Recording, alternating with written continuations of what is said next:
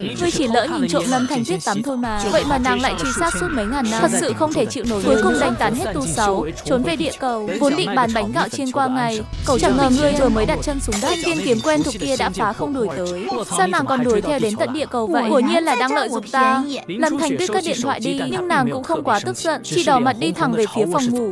Nàng cứ ở căn phòng này, ngay cạnh ta. Giường chiếu đã chuẩn bị xong cho ngươi thử khác. Lát nữa ta sẽ chỉ người cách dùng. Lâm Thanh Tuyết thấy ta vì nàng làm nhiều việc như vậy, trong lòng bỗng thấy ấm áp lạ thường. Hóa ra Ma Tôn cũng có lúc bình dị như thế. Đa tạ ngươi. Ta kinh ngạc ngẩng đầu lên. Nữ nhân điên này mà cũng biết nói lời cảm ơn, thật là chuyện lạ lùng. Dù sao cũng phải dẫn người đi xem qua. Đi theo ta vào phòng tắm. Còn đây là kem đánh răng. Phạm nhân ăn uống mỗi ngày, khoang miệng sẽ bám bẩn. Ngươi có thể dùng thứ này để tẩy chân. Làm sao cầm lấy bàn chải của mình, để ta làm mẫu cho ngươi xem trước. Nàng thấy miệng ta đầy bọt trắng, cứ ngỡ là bị trúng độc. Bàn chải đã được bôi sẵn kem. Nàng nhất thời do dự, không biết có nên đưa vào. Trông nàng có vẻ hơi ngơ ngác. Để ta giúp ngươi mở miệng ra nào. Lâm Thanh Tuyết ngoan ngoãn làm theo, khẽ khàng mở miệng. Ta đưa bàn chải vào khuôn miệng nhỏ nhắn ấy, nhẹ nhàng chải sạch từng kẽ răng.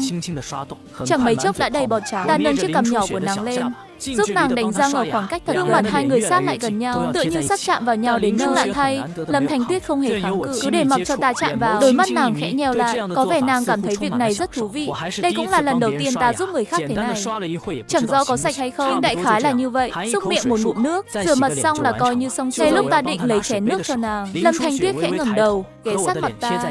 Bọt kem đánh răng dính lên môi ta, khiến miệng ta cũng đầy bọt trắng. Ngoài hương bạc hà thanh khiết, còn có tiên khí thoang thoảng của nàng. Lâm tiên tử, nàng định lợi dụng ta sao? Ta còn chưa kịp phản ứng, chỉ cảm thấy lúc này Lâm Thanh Tuyết có chút không ổn. Nàng ấy vốn rất đoan trang mà, ai thèm lợi dụng ngươi chứ? Ta còn chưa nói gì đâu, chiếm tiện nghi của ta, rồi còn vừa ăn cướp vừa la làng sao? Ở một vị tiên tử như nàng lại có thể giở trò như vậy. Cử động đến Lâm Thanh Tuyết bỗng nói, ta đứng im bất động, chẳng rõ tiên tử lại định làm gì tiếp theo. Chỉ thấy Lâm Thanh Tuyết khẽ vươn tay ra, còn khe vèo má ta một cái, dẫu cho ta có làm sai. Được rồi, ra ngoài đi, ta đã biết cách đánh răng. Hắn liền đẩy ta ra khỏi đứng bên ngoài gian phòng. Ta mới chợt nhận ra có điều gì đó bất ổn. Bất ổn ở đâu? Ta lại chẳng thể. Chỉ thấy Lâm Thanh Tuyết vừa rồi thật kỳ lạ, cứ như thể nàng đang chiếm tiện nghi của ta. Sau khi Lâm Thanh Tuyết tẩy trần sạch sẽ, vừa bước ra khỏi gian phòng, Thanh Tuyết dường như đã quên mất chuyện chiếm tiện nghi lúc nãy, lại đối đãi với ta như bình thường. Mẫu thân đã dạy ta cách đánh răng rồi, còn việc tắm rửa thì không cần. Ngươi đi tắm trước đi, ta muốn nấu cơm. Nhưng sao giờ lại phải nấu? Ngày mai ra ngoài bán cơm chiên, dùng cơm nguội là tốt nhất. Tại sao lại phải dùng cơm nguội? Hắn vốn dĩ chẳng thể hiểu được, nhưng hắn vẫn rất nghe lời. Thu dọn hết y phục vừa mua hôm nay, đang bước vào phòng tắm. Chẳng bao lâu sau, ta nghe thấy tiếng nước róc rách vọng ra. Tâm trí ta bỗng chốc dao động. Cảm giác này giống như mấy ngàn năm trước. Cái thở ban đầu vô tình nhìn trộm nàng khiến ta không khỏi bàng hoàng. Ta không phải hạng biến thái, tuyệt đối sẽ không làm chuyện đồi bại đó. Chỉ là thoáng qua chút suy nghĩ mà. Một lát sau, ta thấy Lâm Thanh Tuyết bước ra, nàng khoác trên mình bộ đồ ngủ khủng long. Đây là bộ đồ ta đã đích thân chọn cho nàng. Dáng vẻ muội muội nhà bên lại hiện về, thật khiến người ta không khỏi động lòng. Bỗng nhiên, nàng lấy ra một chiếc thêm. Nhưng thứ này là gì vậy? Nàng phát hiện trong đống y phục có vài thứ màu đen, lại có cả những thứ màu trắng. Chất liệu này thật đặc biệt, lại còn có chút có dáng trông giống quần nhưng lại mỏng manh lạ thường. Hóa ra là tất. Ta bắt đầu tưởng tượng, đôi chân của Lâm Thanh Tuyết thật thon dài. Sao trên đời lại có loại tất dài đến thế này? Hắn mở một gói đồ ra, chăm chú quan sát vật này một hồi, cứ cảm thấy có gì đó không đúng lắm. Đây chính là tất. Nàng có biết đây là nơi nào không? Chính là nhà của ngươi. Đây là Dương Thành, tòa thành nằm ở phía nam Hạ Quốc. Khí hậu vùng lĩnh nam vốn dĩ rất oi bức, cực kỳ thích hợp cho lũ muỗi. Ngay cả mùa đông cũng thấy chúng hoành hành.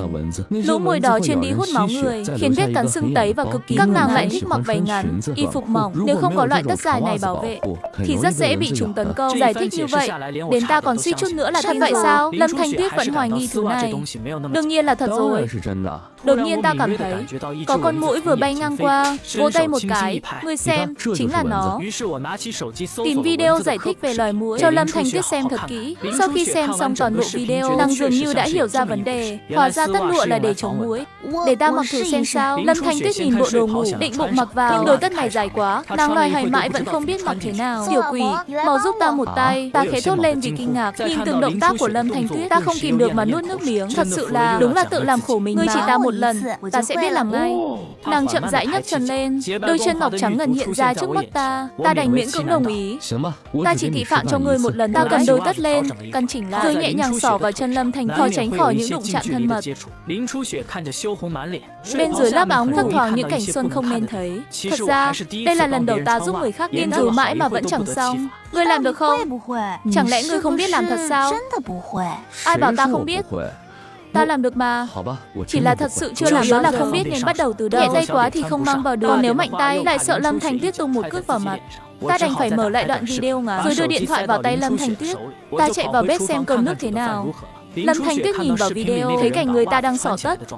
Những dòng bình luận cứ thế hiện lên liên tục mới nhận ra đôi tất này không chỉ để chống mũi. Tên ma tôn này đúng là đồ dâm tặc. Ta là người chính trực, làm gì có chuyện dâm ông ở đây. Nếu ngươi không muốn. Lâm Thanh Tuyết thu dọn đồ đạc. Nàng trốn biệt trong phòng, giấu kỹ trong tủ, không cho Tống lão ma đầu này thật quá quát. Ta chuẩn bị thiện thực xong cũng đi tắm rửa. Hôm nay bị dày vò cả ngày, mệt mỏi dã tắm gội xong, cuối cùng cũng được thư thái. Phải đó, đừng mải mê lướt linh ảnh quá nhiều. Cận thị sẽ phải đeo kính. Cận thị đeo kính là thế nào?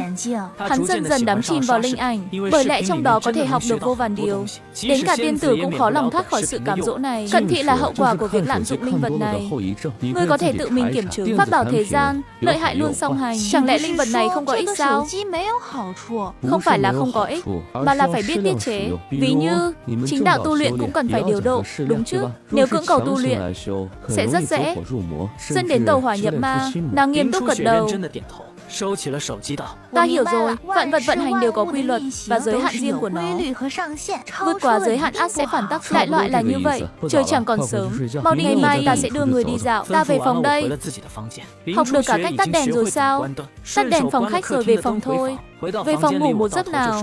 Thời gian thấm thoát thoi đưa. Chẳng mấy chốc lại đến đêm khuya. Ta chợt nhận ra có thứ gì đó đang áp sát ngoài cửa. Một luồng sáng, khí tức quen thuộc từ ngoài cửa tràn vào. Dù đang vô cùng mệt mỏi, theo bản năng, ta vẫn bật dậy. Ngay khoảnh khắc đó, cánh cửa không khóa đột ngột bị đẩy tung. Tống lão ma đến đền tội. Lâm Thanh Tuyết cầm kiếm xông vào, khoác trên mình bộ đồ ngủ khủng long. Nhưng sát khí lúc này chẳng còn chút gì là đáng yêu nữa. Ta lập tức sững sờ. Tại sao Lâm tiên tử này lại khác hoàn toàn với lúc nãy? Nàng không phải là kẻ điên. Ta quan sát kỹ, nhận ra trên người Lâm Thanh Tuyết có một luồng ma tính mờ nhạt. Ngươi là tâm ma của hắn tại thế giới này. Ma tính vẫn còn tồn tại sao? Ma vật. Ta chính là tâm ma của hắn, và ngươi chính là tâm chướng của hắn. Tâm ma của hắn hình thành vì ngươi. Chỉ cần giết chết kẻ như ngươi, ta có thể thay thế hắn mà tồn tại. Hắn vung kiếm, muốn một kiếm kết liễu ta. Nhưng dù tâm ma có vung kiếm thế nào, cũng không thấy kiếm khí phát ra. Quy tắc thiên địa nơi này quá vững chắc, linh lực gần như đã cạn kiệt. Nghiệt xúc, hóa ra ngươi không biết Lâm tiên tử đã làm gì sao? Ta đầy hứng thú nhìn vào tâm ma trước mắt. Có được cả hai nào, diễm phúc này thật khó. Nghĩ đến đây, khí tức trong ta bỗng chốc bùng ba khí cuồn cuộn quanh thân. Linh lực của ta thâm hậu hơn ngươi nhiều. Để ta xem, ngươi định giết ta bằng cách nào? Thân pháp hư ảo, không chút vết thương. Cảm nhận uy lực của bản thân, cuối cùng ta cũng đã ngộ ra, hóa ra là thế. Đây chính là kết giới áp chế đến mức cực hạn. Ban đầu có chút kinh hãi, nhưng ngay sau đó, trên cổ tay hắn, một món pháp bảo hiện ra. Cái gì thế này?